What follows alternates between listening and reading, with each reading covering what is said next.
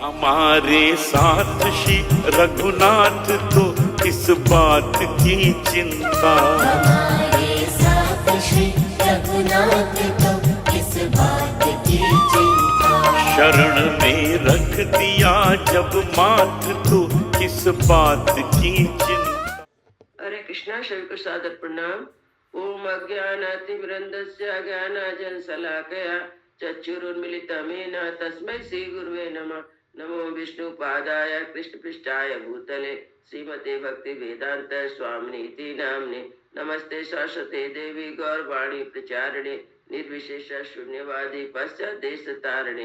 हे कृष्ण करुणा सिंधु दीन बंधु जगतपते गोपेश गोपिका कांता राधा कांता नमस्तुते। तप्त कांचन गौरांगी राधे वृंदावनेश्वरी विश्वानुसुते देवी प्रणमामि हरे प्रिय। हरे कृष्ण कृष्ण कृष्ण हरे हरे, हरे राम राम राम हरे हरे। शीला प्रभुपाद की जय। रामं लक्ष्मण पूर्वजं रघुवरं सीतापति सुंदरम काकुत्स्थं करुणामयं गुणनिधिं विप्रियं धार्मिकं राजेन्द्रं सत्यसंधं दशरथतनयं श्यामलं शान्तमूर्ति वंदे लोकाभिरामं रघुकुलतिलकं राघवं रावणानि दक्षिणे लक्ष्मणो धन्वी वामतो जानकी सुभा पुरतो मारुति यस्य तं नमामि रघुत्तमं। रामाय रामचंद्राय रामभद्राय वेदसे रघुनाथाय नाथाय श्री सीताय पतये नमः। सियावर रामचंद्र की जय, पवन सुत हनुमान की जय, वाल्मीकि मुनि की जय, वाल्मीकि रामायण की जय। आज 30वां अध्याय का पाठ है। 1 से 20 तक का श्लोक हो चुका है। 21 नंबर श्लोक से आज पाठ होगा। यहाँ पे राम जी जब सीता जी को मना करते हैं वन में नहीं चलने के लिए, तब सीता जी राम जी से कहती हैं कि प्राण बल्लभ प्रचंड आदि से उड़कर जो मेरे शरीर पर धूल पड़ेगी उसको मैं उत्तम चंदन के समान समझूंगी। जब वन के भीतर रहूंगी तब आग के साथ घासों पर सो लूंगी। रंग बिरंग कालीन तथा मुलायम बिछौने युक्त पलंग पर क्या उससे अधिक सुख हो सकता है। आप अपने हाथ से थोड़ा सा भी फल या फूल लाके हमको देंगे तो वह भी मेरे लिए अमृत के समान होगा। इस पर सीता जी राम जी से कह रही हैं आगे श्लोक में, इमं हि सहितं शोक मुहूर्त पेनुसय पुनः किम पुनः वर्षाणि त्रीणि चाएकं च दुखिता। आपके विरह का सुख तो मैं 2 घड़ी भी नहीं सह सकूंगी, फिर मुझे दुखिया से 14 वर्षों तक कैसे सहा जाएगा। इति साशोक संतप्ता विलप्य करुणं बहु चुको सपति मायस्ता भृंसमालिंग्या सस्वरम। इस प्रकार बहुत देर तक करुणा जलक विलाप करके शोक से संतप्त सीता शिथिल होकर अपने पति को जोर से पकड़ उनका फुट फुट कर रोने लगी। सा विद्या बहुभिवाक्ये दिग्विदेरिव गजानन चिरसन्नियतं बाष्पं मुमोचा अग्रिमिवावरणी। जैसे कोई हत्ती विष में बुझे बहुसंख्यक बाणों द्वारा घायल कर दी गई हो, उसी प्रकार सीता श्री राम जी के अनेकानेक वचनों द्वारा मर्माहत हो उठी थी। अतः उन्हें जैसे अरणी आग प्रकट करती उसी प्रकार वे बहुत देर से रुको ही आंसुओं को बरसाने लगी।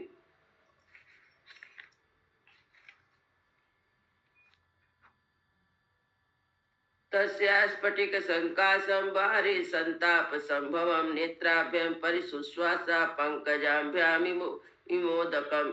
उनके दोनों नेत्रों से स्पष्ट समान निर्मल संताप यानी अश्रु जल झरझर रहा था, मानो 2 कमलों से जल की धारा गिर रही हो। सीता मलम चंद्राभम मुखामायत लोचनम पर्यसुक्तम बाष्पेड़ा जलोतधृत विवाम्बुजम। बड़े बड़े नेत्रों से सुशोभित और पूर्णिमा के निर्मल चंद्रमा के समान कांति में उनका यह मनोहर मुख संताप जनित ताप के कारण पानी से बाहर निकाले हुए कमल के समान सूख सा गया था। ताम परिस्विष्य बाहुभ्याम विसंज्ञामिव दुखिताम वाचा वचनम रामम परिविश्वास संयता। सीता जी दुख के मारे अचेत सी हो रही थी। श्री रामचंद्र जी ने दोनों हाथ से संभाल कर हाथों में लगा लिए, हृदय से लगा लिए, संभाल कर हृदय से लगा लिए और उस समय उन्हें सांत्वना देते हुए कहा, न देवी बद दुखे न स्वर्ग मया विरोचते नहीं मे अस्ति भयम किंचि स्वयं भूरिय सर्वथा। देवी तुम्हें दुखी देखकर मुझे स्वर्ग का सुख मिलता हो तो मैं भी उसे भी लेना नहीं चाहूंगा। स्वयंभू ब्रह्मा जी की भांति मुझे किसी से कंचित भी भय नहीं है। तब सर्वम अभिप्राय अभिज्ञाया सुभानने वासवना रुचये अरण्य शक्तिमान अपि रक्षणे। सुभानी यदि वन में तुम्हारी रक्षा करने के लिए मैं सर्वदा सामर्थ्य हूँ तो भी तुम्हारे हार्दिक अभिप्राय को पूर्ण रूप से जाने बिना तुमको वनवासिनी बनाना मैं उचित नहीं समझता था। यशिष्टामि मया सार्धम वनवासः मैथिली नाभियन्तु मया सख्या प्रीतिरात्मवता यथा। मिथिलेश कुमारी, जब तुम मेरे साथ वन में रहने के लिए उत्पन्न हुई हो तो मैं तुम्हें छोड़ नहीं सकता। ठीक उसी तरह जैसे आत्मज्ञानी पुरुष अपने स्वाभाविक प्रसन्नता का त्याग नहीं करते। धर्मस्तु गजना सुक्तम सदभीरा चरितम पुरा ते चाहम उपतिर्षे यदा सूर्य सुवर्चला। हाथी की सूंड के समान जांघों वाली जानकी किशोरी, जनक किशोरी, पूर्व काल के सत्पुरुषों ने अपनी पत्नी के साथ रहकर जिस प्रकार धर्म का आचरण किया था उसी का मैं भी तुम्हारे साथ रहकर अनुसरण करूंगा। जैसे संज्ञा अपने पति सूर्य का अनुगमन करती है उसी प्रकार तुम भी मेरा अनुसरण करो। न खल्वहम न गच्छेयम वनम जनक नंदनी वचनम तन्य दैति मां पितु सत्योपविहितम। जनक नंदनी, या तो किसी प्रकार संभव ही नहीं है कि मैं वन को ना जाऊं, क्योंकि पिताजी का यह सत्य वचन ही मुझे वन को ले जा रहा है। एस धर्मज्ञ सुसोड़ी पितुर्मातुष्ट वशक्यता आज्ञा चाहम व्यतिक्रमानाहम जीवति मुत्सहे। पिता और माता की आज्ञा के अधीन रहना पुत्र का धर्म है, इसलिए मैं उनकी आज्ञा का उल्लंघन करके जीवित नहीं रह सकता। आस्वाधीनम कथम देव प्रकारे विराधयते स्थानी समतिक्रम पामर गुरु पितरम गुरु। जो अपनी सेवा के अधीन उन प्रत्येक देवता, माता, पिता और गुरु का उल्लंघन करके जो सेवक अधीन नहीं है उस अप्रत्यक्ष देवता दय की भिन्न भिन्न प्रकार से किस तरह आराधना की जा सकती है। यत्र तया त्रयो लोका पवित्रम तस्मात् तत्संधु भूमि न्यायस्तस्ति शुभापांगे तेने अभी विराजते। सुंदर नेत्र वाली सीते जिनकी आराधना करने धर्म अर्थ काम तीनों प्राप्त होते हैं तथा तीनों लोग की आराधना संपन्न हो जाती, उन माता पिता और गुरु के समान तीसरा कोई पवित्र देवता भूतल पर नहीं है। इसलिए भूतल के निवासी को इन तीनों लोग देवी देवताओं की आराधना करते हैं। ना सत्यम दान मानी व राज्ञो व्याप्यासा दीक्षणा तथा बलंकारा सीते तथा देव सीते यथा सेवा पितुर्मता। न सत्यम दान मानो वा यज्ञो वापस दक्षिणा तथा बलकारा सीते यथा देव पितुर्मता। सीते पिता की सेवा करना कल्याण की प्राप्ति का जैसे प्रबल साधन माना गया है, वैसा सत्य और न दान है, न मान है, न पर्याप्त दक्षिणा वाले यज्ञ है। स्वर्गो धनम व धान्यम व विद्या पुत्र सुखानि च गुरु भित्रेण अनुरेधेन न किंचित अपि दुर्लभम। गुरु जनों की सेवा का अनुसरण करने से स्वर्ग, धन, धान, पिता, पुत्र सुख कुछ भी दुर्लभ नहीं है। देव गंधर्स गोलोकान ब्रह्मलोका तथा परान प्राप्नुवन्ति महात्मानो मात पिति पराधरण। माता पिता की सेवा में लगे रहने वाले महात्मा पुरुष देवलोक, गंधर्व लोक, ब्रह्मलोक, गोलोक अन लोकों को भी प्राप्त कर लेते हैं।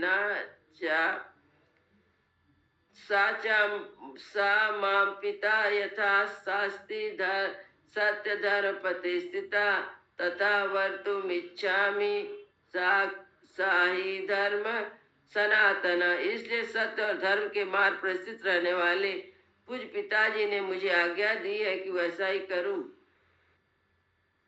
मैं वैसा ही बर्ताव करना चाहता हूँ क्योंकि वह सनातन धर्म है।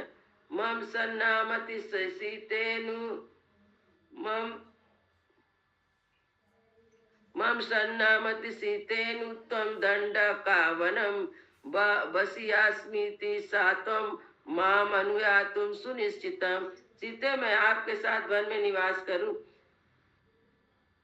यह कहकर तुमने मेरे साथ चलने का दृढ़ निश्चय कर लिया, इसलिए तुम दंड कारण में ले चलने के संबंध में जो मेरा पहला विचार था वो बदल गया है। साही दिष्टान वध्यांगी बनाय मदिरे चढ़ा अनुगच्छस माभीरु सधर्मचरी भवा। मद भरे नेत्रों वाली सुंदरी, अब मैं तुम्हें वन में चलने के लिए आज्ञा देता हूँ। वीरु, तुम मेरी अनुगामिनी हो, वनगामिनी बनो मेरे साथ रहकर धर्म का आचरण करो।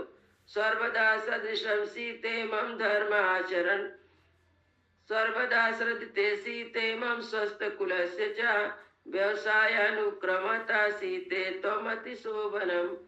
प्राण वल्लभे सीते, तुमने मेरे साथ चलने का जो यह परम सुंदर विचार किया है, यह तुम्हारे और मेरे कुल का सर्वदा योगी है। और आरंभ शुभ सोड़ी वनवास क्षमा क्रिया नेदानीं तोदिते सीते स्वर्गो अपि मम रोचते। अब तुम वनवास के योगदान आदि कार्य आरंभ करो। सीते, इस समय तुम्हारे इस प्रकार का दृढ़ निश्चय कर लेने पर मुझे स्वर्ग से भी मुझे अच्छा लेने पर तुम्हारे बिना स्वर्ग भी मुझे अच्छा नहीं लगेगा। ब्रह्मणे वस्या रत्नानि विच्युके वस्य भोजनम देहि चासा सभासेने सत्वंसर्चा चामाम चिरम। ब्राह्मणों की रत्न स्वरूप दक्षिणा, ब्राह्मणों को रस उत्तम वस्त्र दान करो और भोजन मांगने वाले भिक्षुओं को भोजन दो। शीघ्रता करो, विलंब नहीं होना चाहिए। भूषणानि महारणी वरवस्त्राणि यानि च रमणीय च केचि चिंता कर।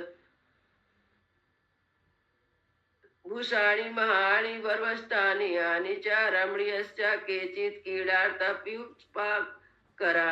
शयनीयानि यानानि मम चान्यानि यानि च देहि स्ववृतवर्गस् ब्रह्मणानामन्तरम्। तुम्हारे पास जितने बहुमूल्य वस्त्र हैं, जो अच्छे वस्त्र हैं, जो कोई रमणीय पदार्थ है तथा मनोरंजन की जो